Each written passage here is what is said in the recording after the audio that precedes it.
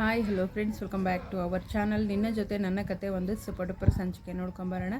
ಸಂಚಿಕೆ ಆರಂಭದಲ್ಲಿ ಏನಾಗ್ತದೆ ಅಂತಂದರೆ, ಇಲ್ಲಿ ನಮ್ಮ ಅಜಿತ್ ಮತ್ತು ಭೂಮಿ ಒಂದು ಆ್ಯನಿವರ್ಸ್ ಡೇ ಆ ದಿನನೇ ಇಬ್ಬರು ದೂರ ದೂರ ಆಗ್ತಾರೆ ಅಂತ ಅಂದ್ಕೊಂಡ್ವಿ. ಬಟ್ ಅದು ಆಗಲಿಲ್ಲ. ಯಾಕಂತಂದರೆ ರಾಮ್ ಅವರ ತಾಯಿನ ನೋಡಲಿಕ್ಕೆ ಹಳ್ಳಿಗೆ ಹೋಗಿದ್ದಾರೆ, ನಿಂಗವ್ವಜ್ಜಿನ ನೋಡಲಿಕ್ಕೆ.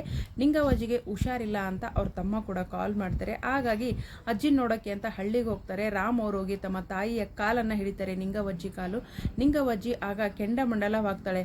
ಅಮ್ಮ ಅಂದಾಗ, ರಾಮ ಸತ್ತಿದಿನ ಬದುಕಿದಿನ ಅಂತ ನೋಡಕ್ಕೆ ಬಂದೀಯ ರಾಮ ಅಂತ ಅಂದಾಗ ಕೋಪ ಬರ್ತಾ ಇರುತ್ತೆ ಭೂಮಿಗೆ. ಅತ್ತೆ ಅಂತ ಹೋಗ್ತಾಳೆ. ನೀನು ಯಾಕೆ ಬಂದೆ ಇಲ್ಲಿ? ಇವಳನ್ನ ಕೂಡ ಕರ್ಕೊಂಡೇ ಬಂದಿದೀಯ ನೀನು ಅಂತ ಹೇಳ್ಬಿಟ್ಟು ಮಗನ ಬೈತಾರೆ. ಭೂಮಿಗೆ ಕೋಪ ಬರುತ್ತೆ.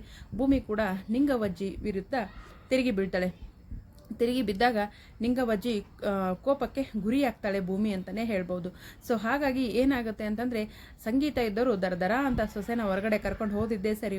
ಭೂಮಿ ಏನು ಮಾಡ್ತಿದೀಯ ನೀನು? ಯಾಕೆ ಈ ಥರ ಮಾತಾಡಿದೆ? ಅತ್ತೆಗೆ ಅವರು ನನ್ನ ಅತ್ತೆ, ಅವ್ರಿಗೆ ಬೈಯೋ ಅಧಿಕಾರ ಇದೆ ಅಂತ ಹೇಳ್ತಾರೆ. ಆದರೆ ಇವಳು ಕೇಳೋದಿಲ್ಲ.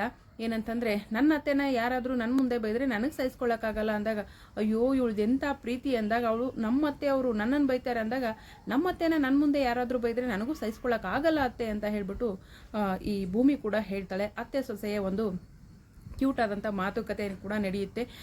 ನನ್ನ ಮುಂದೆ ನಮ್ಮ ಅತ್ತೆನ ಬೈದರೆ ನಾನು ಸಹಿಸ್ಕೊಳ್ಳೋದಿಲ್ಲ ಅನ್ನೋ ಮಾತು ಕೂಡ ಭೂಮಿ ಹೇಳ್ತಾಳೆ. ಸೊ ಅಲ್ಲಿಗೆ ರಾಮ್ ಕೂಡ ಬರ್ತಾರೆ. ನೋಡ್ರಿ ಇವಳನ್ನ ಅಂದಾಗ, ಅಲ್ಲಮ್ಮವ ನಿಮ್ಮ ಅತ್ತೆ ಅಜ್ಜಿ ಮಾಡಿ ಸರಿನಾ ಅಂದಾಗ ಅಲ್ಲಿಗೆ ಅಂಜು ಕೂಡ ಬರ್ತಾಳೆ, ನಚಿಕೇತ್ ಕೂಡ ಬರ್ತಾರೆ. ಎಲ್ಲರೂ ಕೂಡ ಒಂದೇ ರೀತಿ ಮಾತಾಡ್ತಾರೆ. ಅಜ್ಜಿ ತುಂಬ ರ್ಯಾಶ್ ಆಗಿ ಮಾತಾಡಿದ್ರು, ಬಿಹರ್ಡ್ ಆಗಿ ಮಾತಾಡಿದ್ರು ಅಂತ ಹೇಳ್ಬಿಟ್ಟು ಹೇಳ್ತಾರೆ. ಆಗಲ್ಲ, ಅದು ಅಮ್ಮ ಇರೋದೇ ಹಾಗೆ ಅಂತ ಹೇಳಿದಾಗ ಇಲ್ಲಿ ಮಯೂರಿ ಕೂಡ ಬರ್ತಾಳೆ. ಬಂದವಳೆ ಅಜ್ಜಿ ದಾರಿಲಿ ಹೋಗೋರನ್ನ ಕರೆದ್ಬಿಟ್ಟು ಅವ್ರನ್ನ ಬೈತಾರೆ, ಕೆನ್ನೆಗೆ ಬಾರಿಸಿ ಕಳಿಸ್ತಾರೆ. ಅಂಥದ್ರಲ್ಲಿ ಭೂಮಿ ಈಗ ಅಜ್ಜಿ ಕಣ್ಣಿಗೆ ಬಿದ್ದುಬಿಟ್ಲು, ಮುಗೀತು ಕತೆ ಅಂತ ಹೇಳ್ತಾಳೆ. ಹಾಗಾದರೆ ಏನು ಮಾಡೋದು? ಅತ್ತೆ ಬೇರೆ ಪದೇ ಪದೇ ಯಾರು ಇವಳು ಅಂತ ಕೇಳ್ತಿದ್ದಾಳೆ, ಏನು ಮಾಡಬೇಕು ಅಂದಾಗ ಅದಕ್ಕೆ ಒಂದು ಐಡಿಯಾ ಅಂತ ಹೇಳ್ತಾರೆ ನಮ್ಮ ನಚಿಕೇತ್ ಅವರು. ಏನದು ಮೈದು ಅಂದಾಗ, ಏನೋ ನಚ್ಚಿ ಅಂತ ಸಂಗೀತ ಕೂಡ ಕೇಳ್ತಾರೆ. ಕೂತ್ಕೊಳ್ಳಿ ಹೇಳ್ತೀನಿ ಅಂತ ಹೇಳ್ತಾರೆ.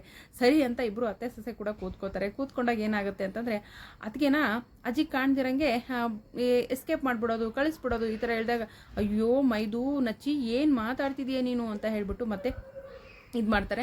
ಆಮೇಲೆ ಏನು ಮಾಡೋದೀಗ ಅಂದಾಗ ಶ್ರವಣ್ ಇದ್ದವರು ಪಟ್ ಅಂತ ಹೇಳ್ಬಿಟ್ಟು ಭೂಮಿನ ನನ್ನ ಮಗಳು ಮನಸ್ವಿನಿ ಅಂತ ಹೇಳ್ಬಿಡೋಣ ಅಂತ ಹೇಳ್ತಾರೆ.